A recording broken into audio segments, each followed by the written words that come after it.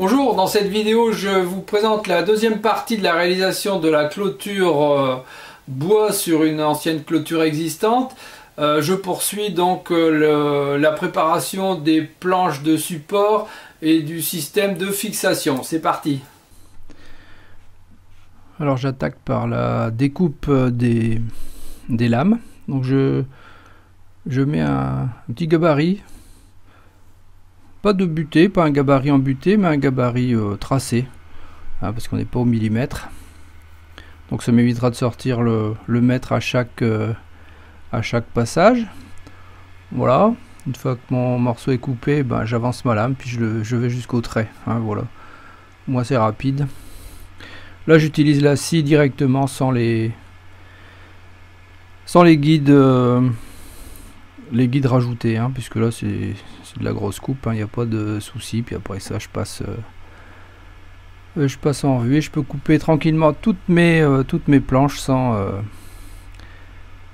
voilà. Ici je vais mettre du saturateur classique, hein, un hydrofuge bien fluide et anti-UV.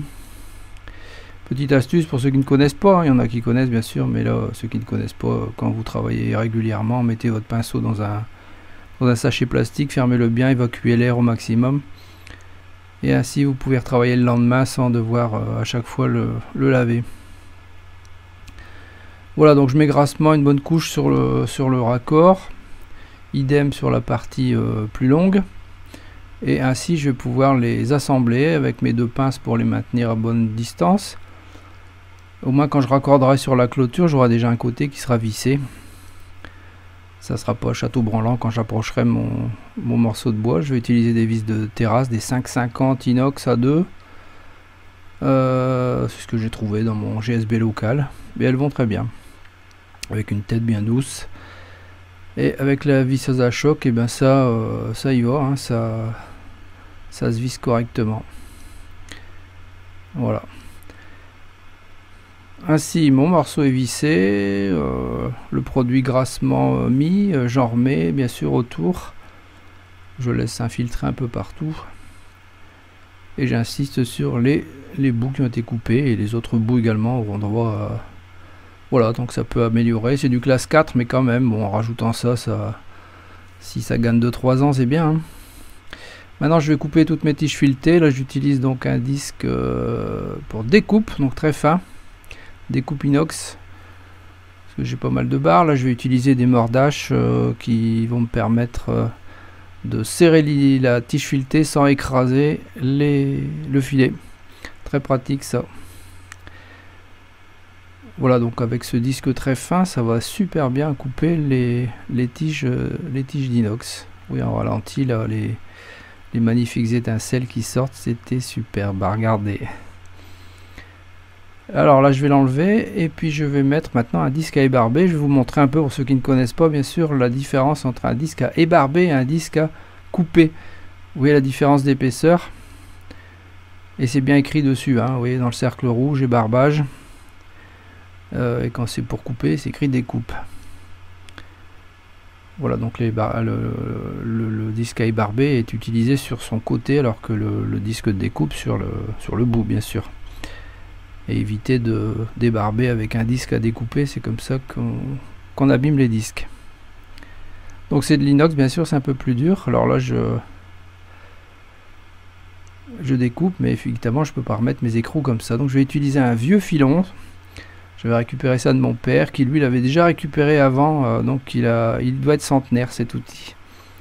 C'est un filon, donc vous avez sur chaque face et de chaque côté différents types de filetage. 100, 120, 125, etc., etc.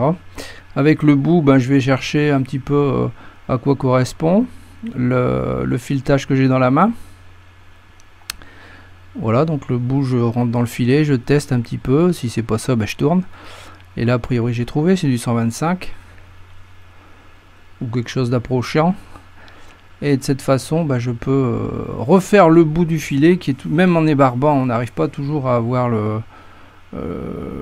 l'écrou qui se visse directement parce que on a écrasé un petit peu l'amorce du filet. Donc avec ce filon je vais réussir à refaire l'amorce du filet Alors ça va me prendre un petit peu de temps à faire chaque, mais bon, des boulons de cette longueur je n'ai pas trouvé de toute façon, donc voilà, je fais ça à la main et c'est super, super bien. Ça refait travailler cet outil, hein. Donc il peut travailler sur les tiges filetées comme ça pour refaire les filets, ou il peut travailler à l'intérieur d'un écrou avec le bout. Le bout, il y a quelques dents également pour pouvoir rentrer dans un écrou puis refaire un écrou qui sera abîmé. C'est génial comme outil. Je sais même pas si ça se trouve encore. Enfin bref, j'ai pas cherché. Mais voilà, j'appelle ça un filon parce qu'on m'a dit que c'était un filon. Alors je suppose que c'est ça. Hein. Si c'est pas tout à fait ce nom-là ou si chaque région a son nom, là, vous le mettrez dans les commentaires.